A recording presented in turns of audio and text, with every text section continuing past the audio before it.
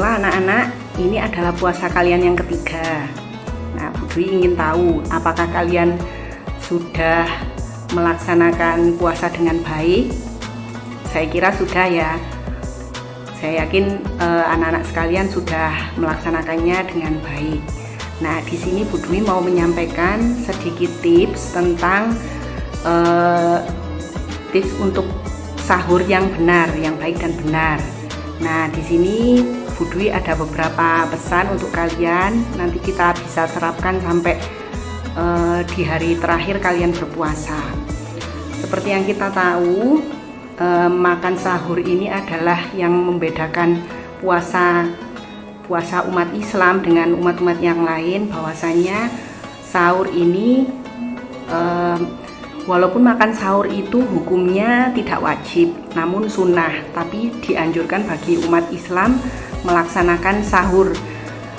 Nabi sendiri, Nabi Muhammad SAW tidak pernah meninggalkan makan sahur ketika beliau melaksanakan puasa. Karena apa? Makan sahur itu banyak sekali keberkahannya. Nah, maka dari itu Bu Dwi punya beberapa tips yang harus kalian terapkan, dilaksanakan ketika makan sahur. Yang pertama, diutamakan minum air putih. Kalau di hari-hari biasa tidak berpuasa, umumnya minum air putih itu 2 liter sehari atau setara dengan 8 gelas per hari. Nah, begitu juga dengan berpuasa juga sama. Kalau kalian minum air putih setara dengan 8 gelas itu akan lebih baik. Tujuannya apa? Supaya kita terhindar dari kehausan atau dehidrasi. Karena berpuasa sendiri kita tidak makan dan tidak minum selama 1 hari. Jadi diutamakan minum air putih sebelum sahur ya. Ketika bangun tidur kalian minum air putih ya, setelah makan dan menjelang adzan diutamakan minum air putih.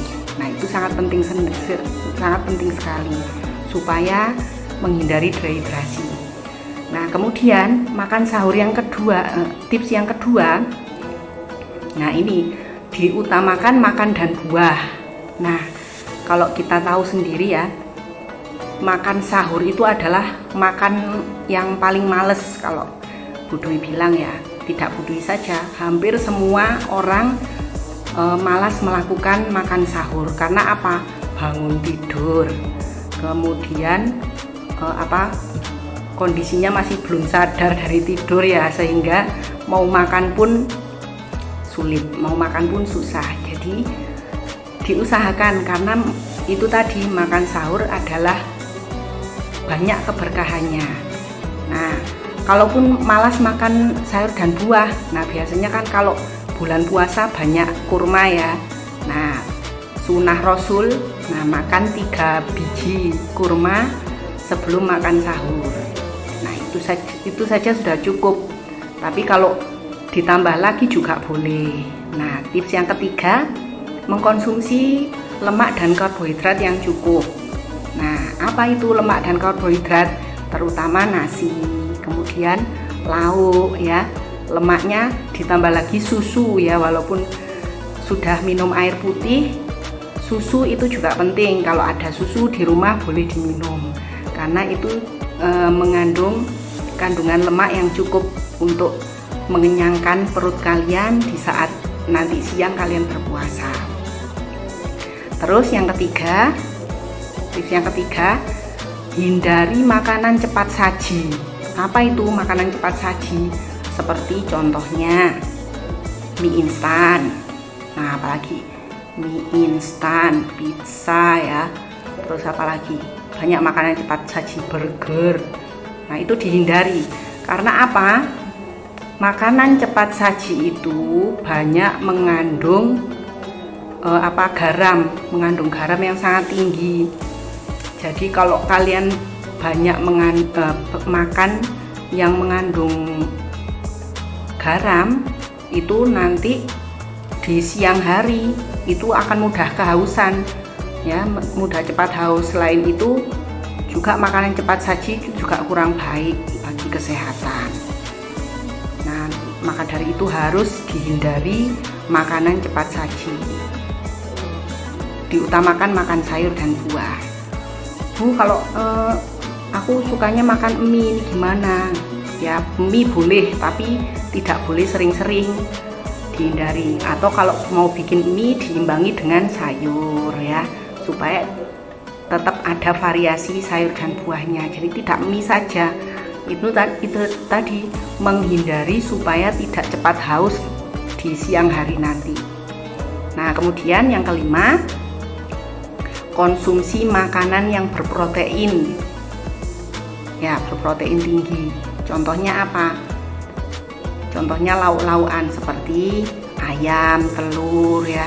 Itu nanti tujuannya supaya mengenyangkan perut kalian. Jadi nanti ketika kalian berpuasa, perutnya ini menjadi tenang, tidak mudah lapar. Seperti itu.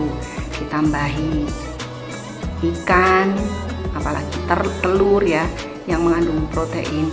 Tidak ada telur, tidak ada ikan ya, tahu, tempe, ayam, pokoknya makanan yang berprotein.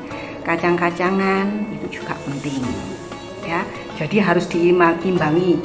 Walaupun makan sahur tetap 4 sehat 5 sempurna, itu tetap tidak di hari-hari biasa saja, makan sahur pun juga penting. Kalau males gimana, Bu? Ya paling enggak itu tadi, makan 3 butir kurma itu sudah cukup. Yang penting sudah melakukan makan sahur. Nah, yang kedua tadi apa? Memenuhi asupan karbohidrat dan lemak. Karbohidratnya bisa berupa nasi, lemaknya bisa berupa susu. Nah, tujuannya nanti untuk mengenyangkan perut kalian ketika di siang hari. Yang ketiga yaitu jangan makan dan minum yang berlebihan ketika sahur. Karena apa? Makan dan minum yang berlebihan itu juga tidak baik. Ya, kalau makan dan minum berlebihan, tanda-tanda ini biasanya nanti habis sahur pasti tidur. Padahal setelah sahur itu, kalau kata Rasulullah, sebaiknya tidak dianjurkan untuk tidur.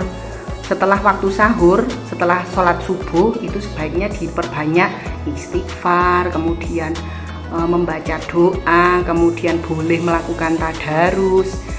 Pokoknya aktivitas yang bermanfaat, bukan untuk tidur. Jadi setelah sahur diusahakan setelah sholat subuh kemudian melakukan tadarus, melakukan doa, boleh berzikir. Nah, seperti itu. Dihindari dihindari tidur supaya pikiran kalian tetap segar sampai siangnya nanti. Nah, terus gimana kalau ngantuk, Bu? Nah, makanya itu setelah sholat tarawih kemarinnya itu, setelah sholat tarawih harus segera tidur, nggak boleh melekan. Diusahakan segera tidur agar bangun sahurnya tepat waktu, dan setelah subuhnya tidak kecapean, tidak ngantuk lagi. Apalagi kalau kalian nanti mau sekolah, kalau kalian ketiduran pasti nanti tanda-tandanya apa? Pasti akan telat. Nah, itu makanya itu diusahakan makan sahur, makan yang secukupnya. Setelah sholat subuh hindari tidur, perbanyak berdoa dan berzikir, tadarus Al-Quran, gunakan waktu kalian sebaik-baiknya. Oke, budui lagi, tambahi sunnah-sunnah yang biasanya dilakukan oleh Rasulullah ketika melaksanakan makan sahur. Yang pertama tadi, benar ya, makan sayur dan buah, utamanya makan 3 butir kurma ketika makan sahur, itu sudah cukup. Kemudian yang kedua, nah ini disunahkan mengakhiri makan sahur mendekati waktu terbitnya fajar. Jadi sebaiknya makan sahur itu makannya itu di akhir waktu sahur. Nah, maksudnya itu tidak boleh terlalu malam ketika makan sahur. Misalnya kamu habis melaksanakan patrol malam, sebelum melakukan patrol malam sudah makan sahur dulu, baru habis itu patrol, habis itu nggak makan lagi. Nah itu yang salah. Seharusnya makan sahurnya sebelum azan, waktu azan. Nah jadi kalau sebelum waktu azan tuh ada pemberitahuan imsak gitu loh ya. Nah itu sebelum waktu itu kamu sudah harus mengakhiri waktu sahur. Jadi tidak boleh terlalu awal sekali, tidak boleh pas sudah adzan baru masih makan, itu sebaiknya dihindari. Nah mungkin itu saja sedikit tips dan pesan-pesan yang Budi sampaikan, semoga bermanfaat dan bisa diterapkan di bulan puasa yang penuh berkah ini. Budi akhiri, wassalamualaikum warahmatullahi wabarakatuh.